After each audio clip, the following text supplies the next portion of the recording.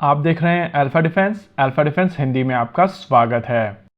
आज के इस वीडियो में हम लोग बात करने वाले हैं F-35 लाइटनिंग 2 को लेकर। आप सभी को याद होगा कुछ समय पहले डोनाल्ड ट्रंप की तरफ से कहा गया था कि आने वाले समय में वो लोग कोशिश कर रहे हैं कि भारतीय वायुसेना को इवेंचुअली F-35 लाइटनिंग 2 दिया जाए।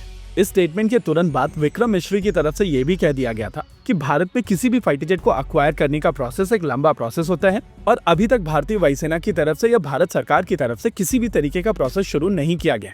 इसके अलावा कुछ दिनों पहले इंडिया टुडे कॉन्क्लेव के दौरान air chief marshal AP Singh ने भी ये चीज क्लियर कर दी है कि अभी तक भारतीय वायुसेना ने F-35 लाइटनिंग 2 को लेकर किसी भी तरीके की कॉन्वर्सेशन नहीं की है और आगे अगर कुछ होता है तो उसके बारे में अभी वो स्पेकुलेट नहीं करना चाहते। F-35 को लेकर जैसे ही डोनाल्ड ट्रंप का स्टेटमेंट निकल कर आया था उसके तुरंत बाद भारत में दो तरीके की ओपिनियंस निकल कर सामने आई थी।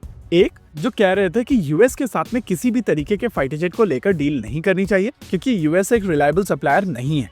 दूसरे ग्रुप की तरफ से कहा जा रहा था कि भारतीय वायुसेना की स्क्वाड्रन स्ट्रेंथ काफी तेजी से नीचे जा रही है और आने वाले समय में बॉर्डर के दोनों तरफ 5th generation fighter jet diploid होंगे। इस वजह से भारतीय वायुसेना को urgently 5th generation fighter jet की आवश्यकता है। इस ग्रुप की तरफ से कहा जा रहा था कि भारतीय वायुसेना को जब F-35 ऑफर कर ही दिया गया है तो भारत सरकार को इस फाइटर जेट को लेकर डिस्कशन शुरू करने चाहिए और इवेंचुअली इस फाइटर जेट को अक्वायर करना चाहिए। टेक्नोलॉजी के हिसाब से F-35 इस समय वर्ल्ड का सबसे एडवांस फाइटर जेट है और अगर भारतीय वायुसेना इस फाइटर जेट को अक्वायर कर लेती है तो उनको चाइना और पाकिस्तान दोनों के ऊपर एज हासिल हो जाएगा। हमारी टीम की तरफ से स्टार्टिंग से ही एक स्टैंड लिया गया था जहां पर हम लोगों ने कहा था कि अगर भारतीय वायुसेना इस फाइटर जेट को अक्वायर करती है तो भारतीय वायुसेना के पास में क्षमता होनी चाहिए इसके ऊपर नए सॉफ्टवेयर और वेपन सिस्टम्स को ऐड करने की। इसके अलावा हमारी दूसरी कंसर्न थी कि इस फाइटर जेट को अक्वायर करने के बाद में भारतीय वायुसेना के दूसरे प्रोग्राम को इम्पैक्ट नहीं होना चाहिए और तीसरी कंसर्न थी कि इसके साथ में F-21 लिंक नहीं होना चाहिए।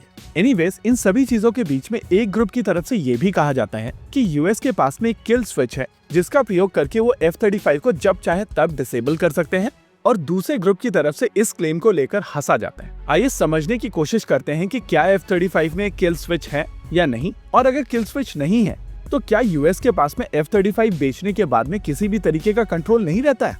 देखिए अगर F-35 लाइटनिंग 2 में किसी भी तरीके का किल स्विच ऐड किया जाना है तो उसको बेसिकली इसके सॉफ्टवेयर के साथ में इंटीग्रेट करना पड़ेगा और F-35 लाइटनिंग 2 इस समय पूरे विश्व का सबसे ज्यादा सॉफ्टवेयर इंटेंसिव फाइटर जेट है। इसमें 2 मिलियन लाइंस ऑफ कोड का प्रयोग किया गया है और यहाँ पर बात हो रही है केवल ऑनबोर्ड सिस्टम्स की। प्रैक्टिकली अगर आप इस फाइटर जेट को एक ऐसे देश को बेच रहे हैं जिसके पास में इस सॉफ्टवेयर को स्टडी करने का एक्सेस नहीं होगा तो आप इस सॉफ्टवेयर के साथ में कुछ भी इनबिल्ट कर सकते हैं।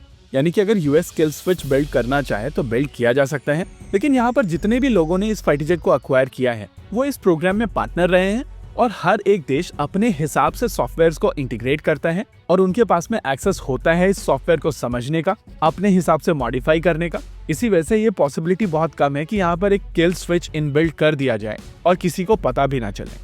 लेकिन अगर मैं कहूँ कि बिना किसी किल स्विच के F-35 लाइटनिंग 2 को डिसेबल किया जा सकता है तो क्या आप मेरी इस बात को मानेंगे? चलिए समझ लेते हैं इस चीज को भी।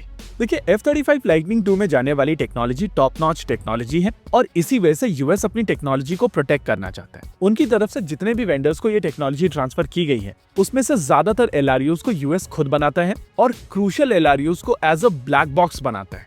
LRU यानी कि लाइन रिप्लेसेबल यूनिट्स, और इनको कुछ इस तरीके से डिजाइन किया जाता है कि अगर जरूरत पड़े तो इनको निकाला जाए और दूसरी लाइन रिप्लेसेबल यूनिट को वहां पर डालकर इस फाइटर जेट को हवा में भेजा जाए। ब्लैक बॉक्स टाइप की LRUs में इनको खोलने का किसी के पास में भी एक्सेस नहीं होता है और एयरक्राफ्ट को मेंटेन करने के लिए इन ब्लैक बॉक्स टाइप के LRUs को आपको ऑथराइज सेंटर्स तक ले जाना पड़ता है जहां पर दूसरी लाइन रिप्लेसेबल यूनिट्स आपको दे दी जाती हैं जो आप फाइटर जेट में जाकर लगा सकते हैं। प्रैक्टिकली अगर आपको इस फ्लीट को डिसेबल करना है तो आप ये मेंटेनेंस सपोर्ट प्रोवाइड करना बंद कर दीजिए और किसी के पास में भी कोई एक्सेस नहीं होगा इन फाइटर जेट को वापस से हवा में पहुंचाने का।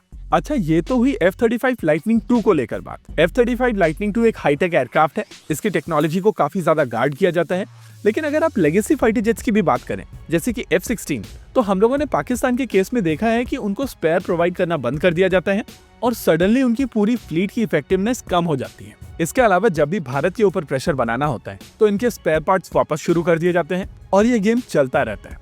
इसके अलावा ये चीज जरूरी नहीं है कि चीजें केवल इंपोर्टेड जेट्स तक ही सीमित हो। अगर आप क्रूशियल कंपोनेंट्स को लेकर किसी और देश के ऊपर डिपेंडेंट है जैसे कि LCA के केस में हम लोग यूएस के ऊपर डिपेंडेंट है तो वहां पर भी चीजों को रोका जा सकता है और आपकी फ्लीट की इफेक्टिवनेस कम की जा सकती है।